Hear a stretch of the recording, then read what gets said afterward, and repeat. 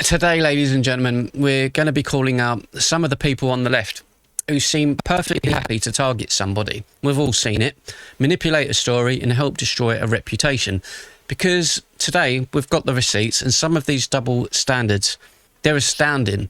I'm talking about Sadiq Khan, Ribeiro-Addy and Dr. Shola. Because after the death of Jason Aldean, we've heard an awful lot about media hounding, public shaming and the consequences of relentlessly going after somebody. I find that fascinating because I don't remember anywhere near this level of concern when other people's lives were being ripped apart. Michael Ward is a prime example. He had serious sexual allegations hanging over him for years before a jury cleared him of every charge. Russell Brand is another one in the United Kingdom. He's been publicly torn apart while his criminal case is still unresolved, and he denies the allegations. Andrew Tate, very, very public figure in the public eye on social media, has turned into a public symbol for just about everything these people think is wrong with men, whilst serious criminal proceedings involving him remain unresolved. Nobody's been charged as of yet, but you would think that they had been. Then there's Nigel Farage of the Reform. Nigel Farage, who gets absolutely battered by the media on a weekly basis. And he's spoken about threats against him, his family. So today I want to pull all of this together, because once you start comparing how these people react, depending on who's being targeted, their concern about fairness starts looking extremely selective. Jason Aldean's death was tragic. There's no doubt about that. He was only 41 years old and he had a family. So I'm not interested in celebrating him or what happened to him or pretending abuse against him online was acceptable. It's not for anyone. What interests me is the reaction afterwards. The Mayor of London, Sadiq Khan, described what Arday had experienced as unacceptable public hounding and public shaming. Ribeiro-Addy talked about a media witch hunt. Everyone's favourite Dr. Shola, the race baiter, went much harder at the people scrutinising him and blamed the atmosphere surrounding the story. Andy Burnham told everybody this wasn't a moment for rushing to judgment, which is fair enough. I can't believe I'm actually agreeing with someone in Labour. Okay, I agree with the principle behind some of that. Nobody should have their life destroyed because thousands of people on the internet have decided they're guilty of something before the evidence has been properly established. This happened last year, actually, to a content creator called Young Philly, who was part of a group called, I don't know if it's the Sidemen or one of these groups online, but they're massive, and he was accused of something in Australia. I watched Nike. All of these big brands instantly turned their back on him. Nothing's been proven. All of these people that are on social media, all of these big names, KSI, Chunks, all of these people, again, radio silence on him. I mean, these guys were in every video together. Gone. See you later. Don't want to know. You see what I mean? That's how it is now. My question is, back to this story, why did we need Jason Aldean to die before some of these people remember all of this? Michael Ward is the example I keep coming back to because we know exactly how his criminal case ended. This was a young actor in the United Kingdom whose career was flying. Top Boy, the show, brilliant show, had made him a major name. He'd won a BAFTA and suddenly he found himself facing allegations of serious sexual offences. Once those charges became public, his name was tied to that label. It doesn't matter whether it's true or false, it's tied to him now permanently. Dr. Shola reacted publicly toward being charged with some serious offences and described a collective heavy sigh of black consciousness. Now, I'm going to be completely fair to her here. She did not say Michael Ward was guilty, and I'm not going to twist her words to pretend that she did. The problem for me is what happened to Ward while everyone waited for the truth. Eventually, he walked into a courtroom and faced 5 serious charges. Jurors heard the case rather than reading a headline or watching TikTok or Instagram or X or wherever, YouTube. And when the process was finished, they acquitted him of everything. He reportedly broke down in tears after hearing the verdicts. By then, his name had spent years connected to serious allegations.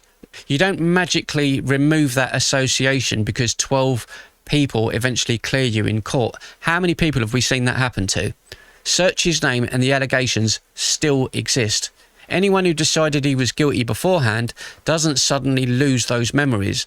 And the years spent waiting for the case, you know, they're not going to be handed back to him. He's not going to get his career back. That's why the reaction to Arday bothers me. People are now discussing the enormous psychological effect of scrutiny. Yet Michael Ward provides a real example of a man living for years under accusations. Not a couple of months, not 30 or 40 articles online, years. And at the end of it, it ultimately failed in court. I'd like to know why his experience didn't inspire the same conversation that we're seeing now. Russell Brand presents an even more difficult situation because his criminal case hasn't finished. He faces extremely serious allegations and he has pleaded not guilty. There's the phrase, not guilty yet. Or is he? Or isn't he? Nobody knows. I haven't heard the evidence at his trial because the trial hasn't happened yet. So I'm not going to tell you whether he's guilty or not. I don't understand how these people have got the right to make those decisions and put it out there. Dr. Shola has already discussed Brand publicly in language involving serious allegations and misogyny while talking about those defending him. She's entitled to criticise him, we all are, and Brand's public behaviour is fair game like anyone else's. But surely somebody who feels so strongly about the danger of destroying a person's reputation as she does now should understand why guilt needs to be established first before the public starts behaving as though a criminal case is already finished. You don't need sympathy for Brand to understand that. It could be anyone. Andrew Tate is perhaps an even better test because he's incredibly easy to dislike, right? Some of his opinions are ridiculous, and defending due process doesn't require me or you to pretend otherwise. The bloke faces serious criminal allegations which he denies, and I've had countless people come at me saying I'm defending him. No, I use logic and common sense. It doesn't matter who the person is, but some people just can't react and think like that. You've got to have an answer now. You've got to attack people or not attack them. No. Sadiq Khan has singled out Tate while discussing misogyny, that wonderful word, and harmful influences on young men, while Ribeiro-Addy has spoken in Parliament about Andrew Tate-style figures filling children's heads with poison. We'll go into that another day because that's a big one. Neither statement proves hypocrisy on its own because they were criticising his public influence rather than declaring him guilty of serious sexual offences. The interesting comparison comes from what we're now being told about Jason Aldean. Khan wants us to consider the dangers of public shaming. OK, I will. That concern, the concern that he's put out there, should survive contact with even someone that you despise. Ribeiro-Addy believes the media treatment of Arday became a witch hunt, which raises a fair question about when aggressive public criticism crosses a line, because we've seen criticism go way past that line of okay and acceptable. I'd simply like to remain consistent when the politics and the personalities change. Otherwise, we're not talking about a principle, we're talking about picking favourites. Nigel Farage of the Reform Party again takes this argument somewhere else entirely. A figure of roughly 70 articles, 80 articles have been repeatedly discussed around Jason Aldean as evidence of the extraordinary amount of scrutiny directed at him. Now, that sounds enormous until you start looking at the way British politics and the media treat someone like Nigel Farage. Doesn't mean you have to like him, but we're talking about the situation. The £5 million story is a perfect example of this. At the end of April this year, reporting revealed that Farage had received a £5 million personal gift from crypto billionaire Christopher Harborne, his name was. Since then, rough count has found somewhere around 60 to 80 pieces of coverage connected to the gift and resulting controversy. How many news articles, how many times have we seen Sky News, all of them talking about this controversy? It's non-stop, even now, even during that by-election that just happened in Clacton. I'm talking about one story. Farage has been covered over countless other subjects during exactly the same period, so the real number of articles involving him is much larger, obviously. And I'm not complaining about journalists investigating him. He's an elected politician. Questions involving £5 million deserve scrutiny. What I subject to is using the quantity of coverage surrounding Arday as evidence that somebody was subjected to an intolerable media pylon, while acting as though huge flipping volumes of scrutiny become normal when it's Nigel Farage. Why is it okay there? Is it because he's white? I'm just going to say it, because the race card has been used non-stop with this. There's an even uglier side to his situation as well. Between February and July of this year, Farage and Reform said he'd received 1,577 threats, with 597 of those described by them as threats to his life. Those figures come from Farage and Reform, so I'm not presenting them as independently verified police statistics. We do know the threat issue went beyond angry comments online, because a man was arrested in July over alleged message threatening serious harm. We only need to look at what happened to Anne Widdecombe, and again, all of these people on the left, the sick comments that they were putting online, and we're talking about public figures. Is it Peter Tatchell, who's always on Piers Morgan, the LGBTQ HDMI guy? That guy was good riddance, I hope she goes to hell or something. Yet he puts out stuff about Jason Aldean. Oh, this is terrible. This is... Hello? 6'7". Farage has also spoken about threats involving his family and concerns for his daughter's safety. At that point, I stopped caring whether somebody likes Reform. A man's daughter doesn't become an acceptable target because her dad has a political opinion that you hate. Like, what are we doing here? Once the threats enter the equation, all this talk about dangerous rhetoric suddenly becomes rather relevant. Yet I don't remember Farage's situation producing the same level of soul-searching from the people now discussing what public pressure did to Jason Aldean. No, they will be still going at him in their timelines on social media and making videos. I know Dr. Shola's probably doing it right now. Just see the double standards. That brings us to race. This will be fun. Got to have a smoke for this next bit. Some of the reaction to surrounding Arday has suggested racism contributed to what happened to him. Any racist abuse directed at Arday or any black figure, Asian, anyone of race, even white people, there's no argument there. It's disgusting. Racism, evil. We all know that.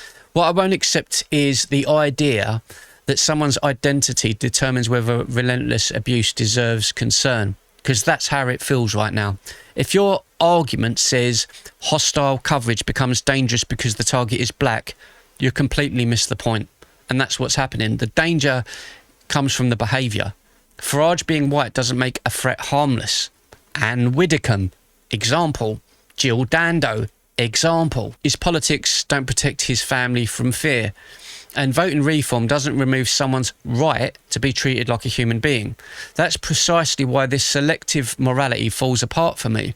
You shouldn't need to know somebody's race or politics before deciding whether threatening their family is wrong. Michael Ward deserved his time and his trial before being treated as guilty, because that's how justice works.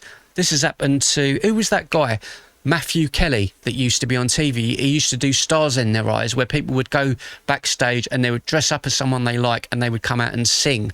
Kind of like a talent show. He was accused of stuff. Career completely over. Michael Barrymore. People have got their feelings about that. Career completely over. Cliff Richard. All of these people have been accused of stuff and it all fell flat. But their careers are finished. Is that okay? Brand deserves the same legal process, regardless of what anybody thinks about him personally. Tate doesn't lose his rights because millions of people think he's an idiot. There's millions of people that don't like him. Jason Aldean didn't deserve racist abuse or threats because people question his academic record. None of those positions contradict each other. In fact, they're incredibly easy to hold at the same time. Once you stop treating politics like it's a football match, trying to score goals and win. That's what's going on right now. And that's my problem with people like Dr. Shola, Narinder Kaur, Sadiq Khan, Belle Ribeiro, all of these people. Dr. Shola especially. She's been doing this grift for years. Kehinde Andrews is another one. And everyone else suddenly gives lectures, like from these people are giving lectures to the public about public hounding. I don't want to hear a new definition of compassion depending on who's currently being battered. If Sadiq Khan, right, genuinely believes public shaming has dangerous consequences, I expect him to remember that principle when somebody from the other side of politics is receiving threats. Right? It's not going to happen, is it? Ribeiro-Addy is entitled to condemn what she believes happened to Arday, but the standard she's asking everyone else to respect has to extend beyond people she sympathises with. Dr. Shola has every right to defend Jason Aldean to the day she dies, as passionately as she wants. The rest of us have an equal right to ask why men, such as Michael Ward, didn't receive the same caution while their reputations were hanging in the balance. I mean, Ward, in this particular instance, is important because hindsight isn't required anymore.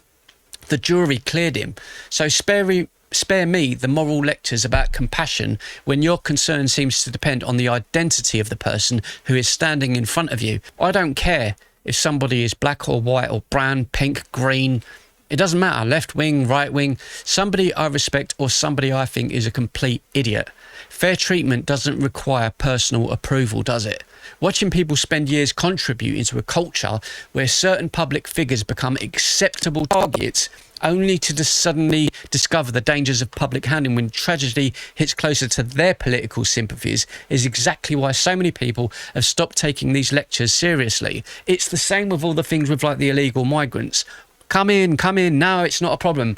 Then all of a sudden you see it happen to someone in the public eye. Oh, my daughter was abused, this was abused. Then all of a sudden it matters. No, we've been screaming this shit for years. If what happened around Jason Aldean has genuinely made you think differently about the consequences of public humiliation, then learn something from it. Remember people like Michael Ward when the next allegation appears. Think about Farage's family when political rhetoric gets poisonous. Wait for Brand's evidence to be tested in court before you decide on the verdict yourself and make wild claims about it. Opinions, yeah, but making the statement as if it's fact is absolutely ludicrous.